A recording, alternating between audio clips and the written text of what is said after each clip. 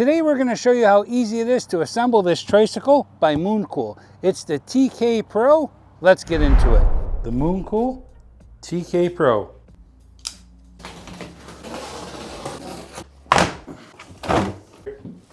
Packed very well. Watch how nice this is. If you pop these out all the way around the box, then we're just going to lift it right over the top. Watch how easy it is to lift this up. The heaviest bike and the easiest box to get into. Really super simple. Unpack this bike. Make sure you're just cutting them zip ties and you're not cutting any wires. That is a fancy wide seat with the backrest. This looks like our front basket.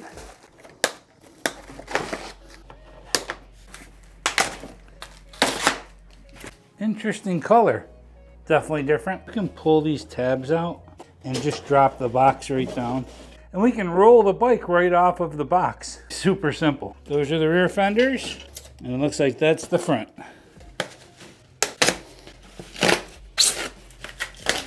Some more parts, and it looks like a water bottle. It looks like we have some 20 by 3 inch CST tires. Our pedals are attached.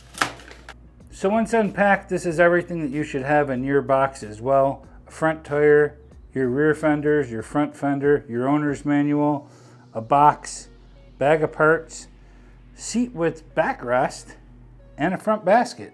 That's everything that came in the box. We'll go ahead and unpack the box and bag and then get started on the assembly. First thing we'll do is see what's in this box. Guessing it's our charger, which it is. 3 amp charger with cord. And battery instructions. Let's see what's in the bag here. Looks like we have a water bottle holder and a net. Multi-tool. Bunch of zip ties. Our front fork skewer, so we have a quick release front tire. And a couple tools. 1 screw nut and washer. Hidden in the back here, I didn't even see it. This is a piece to the front rack. So we'll add that to our parts that came with the box. So this is everything that came in the box. The first thing we're going to do is unfold the bike and get the latch locked so that it's going to be easier to manage. I'm just going to pick up on the front end here a little bit and latch it into place. Okay, let's go ahead and assemble the handlebars. You can tell the fork's going the right direction because you want your front brakes to be behind the left side of the front fork. I have a feeling this light's going to attach to the basket, but we'll figure that out afterwards. Let's go ahead and flip up this lever here and then lock it into place just by snapping it together. Now we'll pick up our handlebars and we'll want to orientate the handlebars the right direction as well. This is the correct direction. Your 6-speed Shimano thumb shifter is going to be on the right hand side and your control pad will be on the left side. So your thumb's going to have a flat spot on it here and you're going to have a flat spot here. It's only going to line up one way. You're just going to slide them in and then just latch it closed. So that's pretty much the handlebar assembly. Pretty simple. Okay, I'm going to take this headlight off just to make it easier to assemble our front tire because I believe this is going to go on the basket anyways. So we're just going to go ahead and pull it off. I'll put it to the side here and just so we don't lose the screw, I'll stick it right back into the hole. So this is just for packing. We can go ahead and remove that. Pull out our spacer that's between the brake pads here. And now you want to make sure once you pull that out, you don't want to accidentally press down on the brake lever because the pistons will come together and that'll be a problem. So let's get our tire ready. We're going to take this protective piece off as well. And then on this side, there's a protective cap there too. So we need to get this rotor between those brake pads and then we'll run our skewer through the axle and tighten it down. I'll show you how that's done. Okay, now we're going to take our front fork skewer. There's a message on here letting you know the importance of making sure it is tightened down. Once we get our tire and our rotor between those brake pads, we're going to put this front fork skewer right through the axle, and the springs are going to go toward the inside just the way they are here. So let's go ahead and remove this side here. Take one of the springs off. Remember, it's going to go on just like this. It's going to slide right into place like that. We'll put it aside and get our front tire on. Okay, let's lift up that front end. I don't know if you can see this, but we're going to drop our rotor between those brake pads and let this rest right on the axle just like that. See if we can do that again so you can get a better look at it. Rotor right through the brake pads and let our axle sit on the fork just like that. Now that that went through, we're going to take our front fork skewer and stick it right through that axle hole. And remember, you want the narrow part of the spring going to the inside, just the way it is there. And we'll do the same on the other side. We're going to take our spring and the cap and make sure it goes on just like this. The narrow end goes on first. And just get it on there. Give it a couple turns. Perfect. Now we're just going to turn it till we have enough tension. So I'm just spinning the other side right now until we have enough tension. Okay. So once we have enough tension on it, we're going to push it nice and tight. And you should see a mark on your thumb to know that you're pushing that down with enough force. Once that's locked into place, that tire is going to be on there and it shouldn't be going anywhere. When you do latch it shut, you want to make sure the latch is going this way, because if you run into any brush or anything like that, it doesn't have a chance of flipping the latch open and letting your tire become loose or fall off. No scrapes, perfect. Okay, front tire is assembled. Now we're going to attach our front fender. So you're going to want to come right around the back side of the tire just like this. And once you're around that back side, you want to push down on the fender and get it to the front here. Now that it's to the front, I actually bent it a little bit. Now that it's to the front here, we're going to unscrew that screw that's already in there and just go ahead and screw that front fender right into the front. And then we'll go ahead and put our fender arms on as well. So that was really easy. And super simple. Now we'll do our fender arms as well, left side and right side. You want to be very careful if you're using any kind of power tools that you don't tighten it down all the way, because you don't want to strip anything out. You might just use it to get it down close. And let's do the other side as well. Remove that screw, line up that fender arm, then make sure you're using an Allen wrench to tighten it down the rest of the way. You just don't want to strip anything out using a power tool. And I like my fenders up high, so I always push them up as high as I can go. Front fender assembled. Now let's assemble the front rack. We're going to unscrew these 4 screws, put our rack on just like this, and our wire is going to go right there, just like that. Let's take these screws out and get it assembled. I save a lot of time using this electric screwdriver. Just remember, you don't want to tighten anything down too tight with it as well.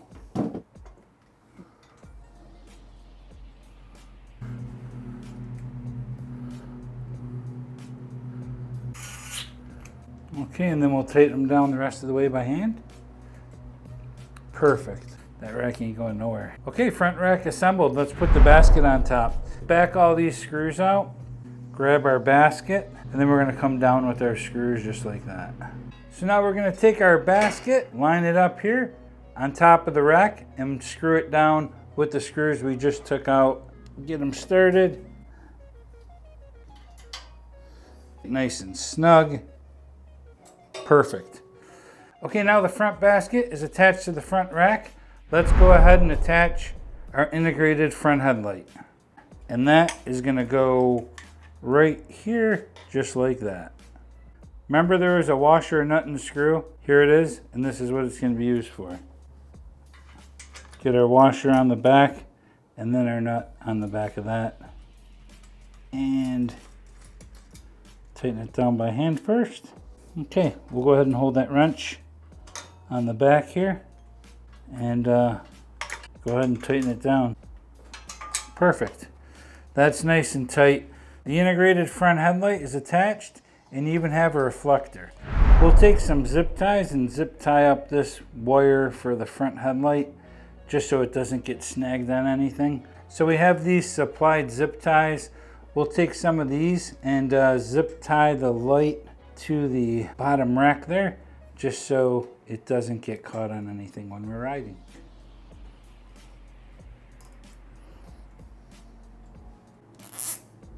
We'll just snip the ends off here. Perfect. The next thing we'll do is we'll attach our seat, and that's going to go just like this. So we want this overhang to go toward the back, just the way it is here. If we get this one side in there, sometimes you can just turn it if it's loose enough, so you don't have to undo the whole thing.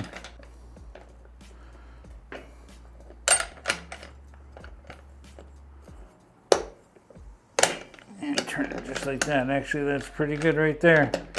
Let's get it screwed on there so it doesn't come off on us. Took a little maneuvering, but we got it on there. Let's get it tightened down. We can always adjust it afterwards. Once it's in there, you can see we got the screw up through this nut here, and it just took a couple tries, but we got it. Now we'll take our huge seat post and slide it down. Look at the size of this thing. We're gonna slide it right down the tube. And we'll latch it shut for now. Perfect. We'll probably adjust it afterwards once we go on the bike and try it out. Okay, now we're gonna go ahead and assemble our left and right fenders. And I'll be honest with you, you gotta give credit where credit's due. Previously on the fenders, you had to assemble all these screws. So they must really listen to their customers, because now this seems to be a thicker fender. They pre-assembled these for us. There's little like washers in there to stop them probably from rattling and coming loose.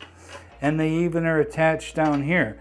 So hats off to Mooncool for making moves and continually improving their product. And they certainly did it with this one. So we have a rear light on both of our fenders.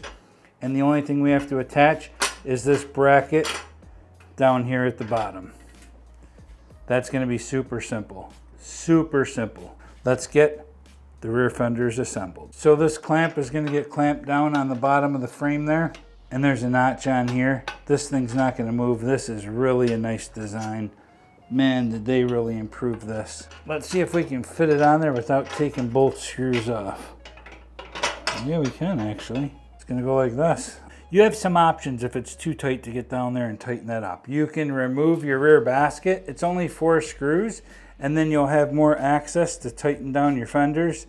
You could get an extension for your Allen wrench.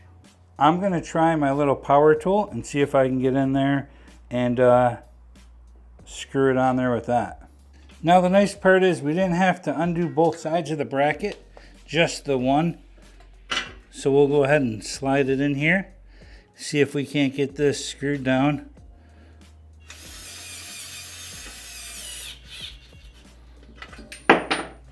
Okay, it's gonna be a little too tight to get down there. So because it's gonna be a little tight to get down there, we're just gonna pop this back basket off. There's only 4 screws holding this in. So we'll go ahead and remove them. Take our basket out.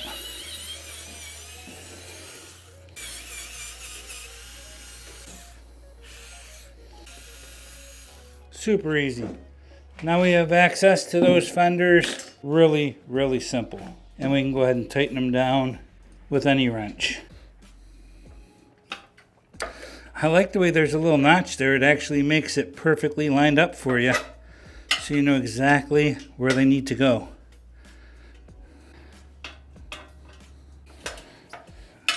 Okay, let's do the other side. Same thing here. We'll just take off one side.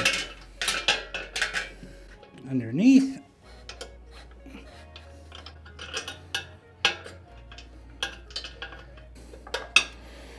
Make it nice and tight. Perfect. Now we'll put our back basket back on. Just like that.